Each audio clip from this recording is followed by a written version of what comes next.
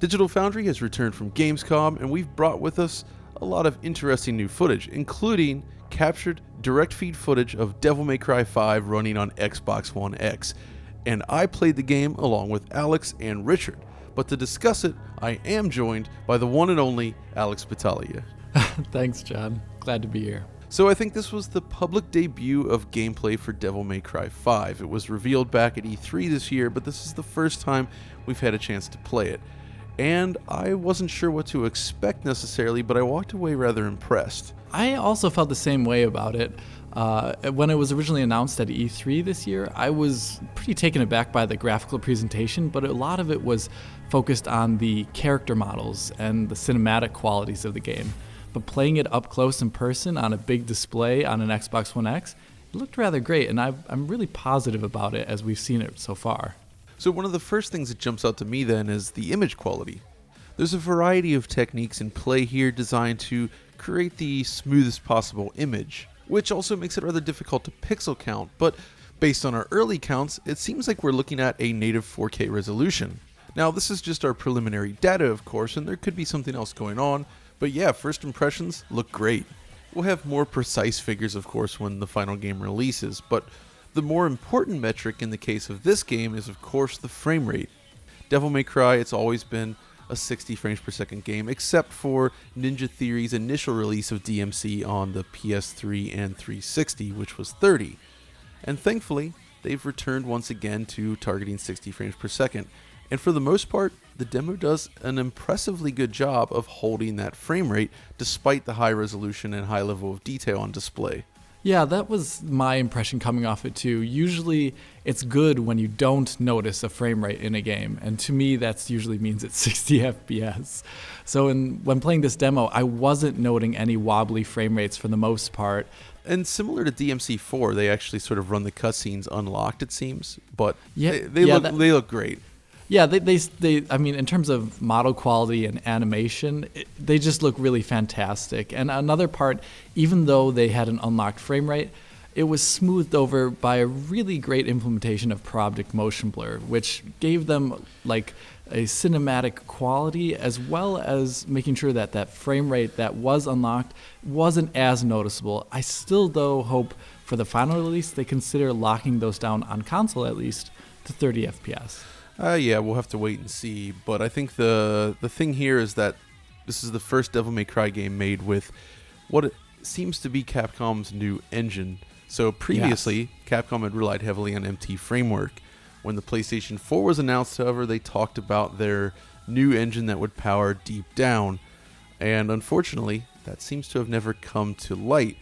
Instead, we have an excellent new in-house engine known as the RE engine, which was designed to power Resident Evil 7. And the main thing there for me is that it was an engine designed seemingly to deliver a smooth 60 frames per second on consoles, which is different from most games that MT Framework powered last gen, except for Devil May Cry 4, of course, and maybe a couple fighting games. Yeah, I mean, that's the thing. It's an engine targeting 60 FPS on consoles, but it also has these scalable features when we look at the PC version that show up here in DMC5 as well.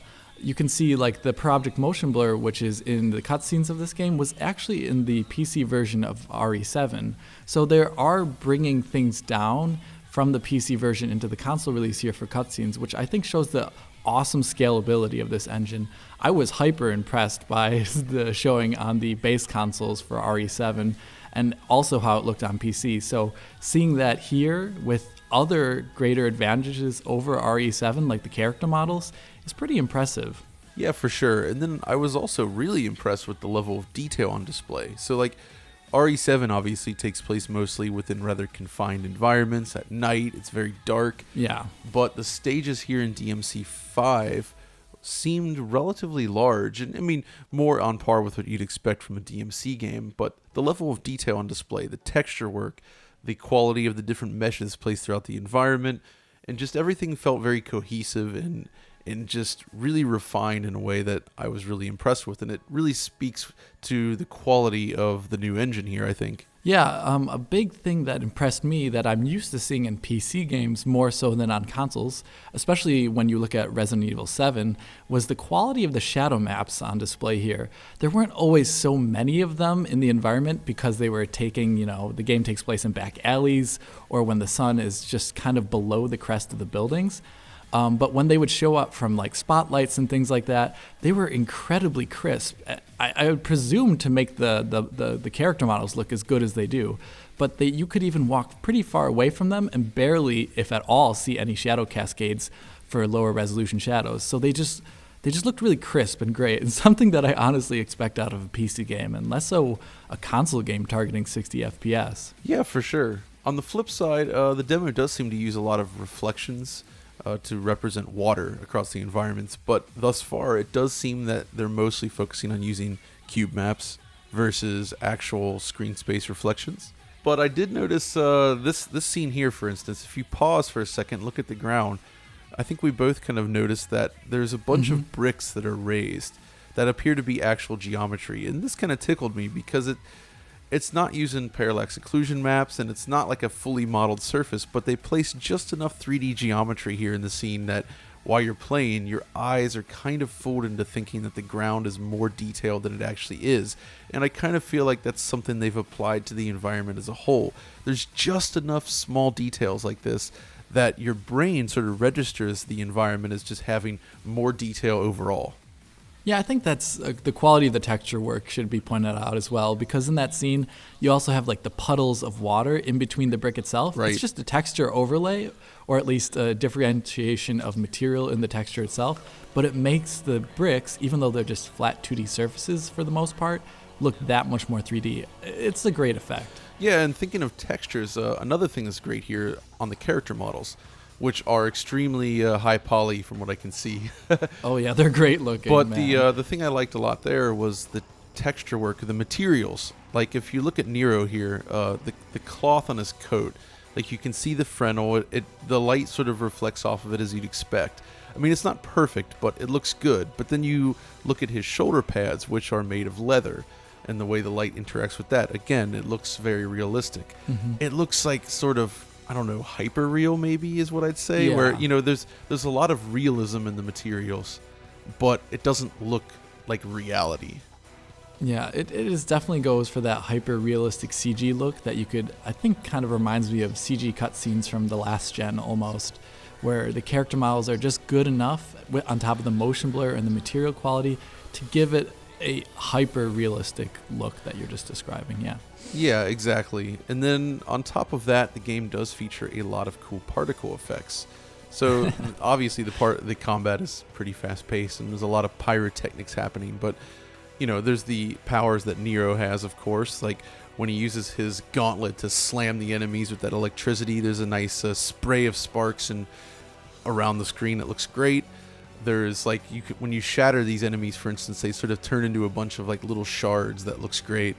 Oh, that looked good, yeah. And then large explosions from things like you can blow up the cars in the scene here, for instance, and those look great as well. It's just this is a perfect combination of great artwork with what seems to be a very capable engine. Yeah, in terms of stylization, moving a bit beyond the visual, I think it's a great thing to point out that the game's audio design seemed pretty great.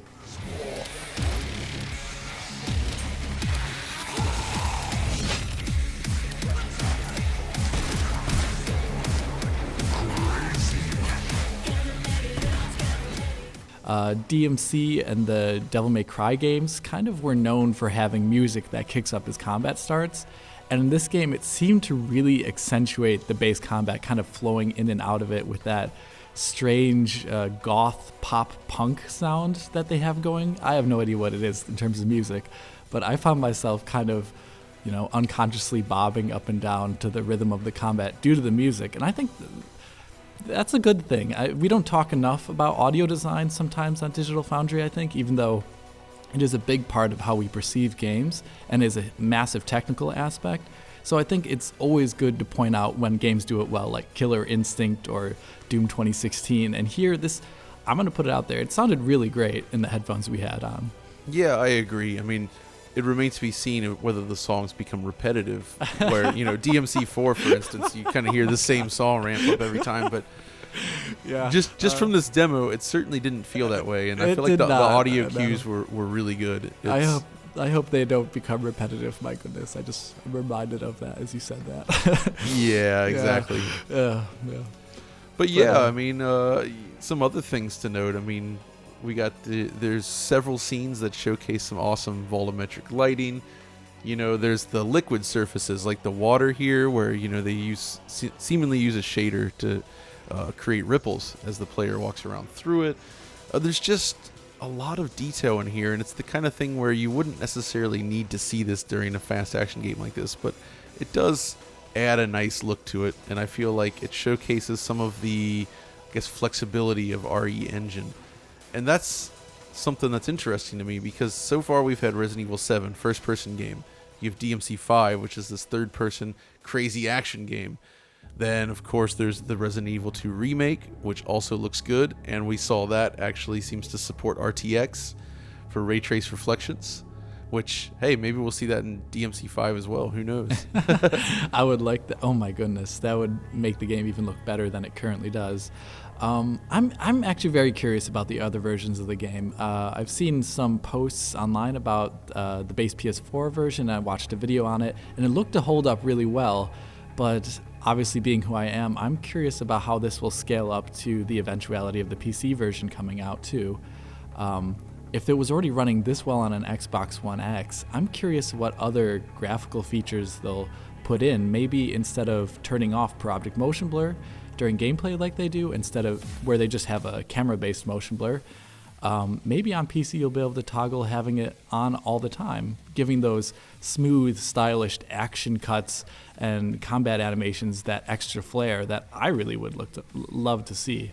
Yeah, I think that's absolutely right. I mean, I think that is a good possibility, and like I said, I suspect I could see a scenario where the RTX features are featured as well, since Capcom seems to have developed a partnership with NVIDIA already, and if they've already integrated into the engine, it does make sense to include that here as well. And with the amount of water and reflectivity in these scenes, that would be great. But then again, they haven't it's going to have to remain to be seen.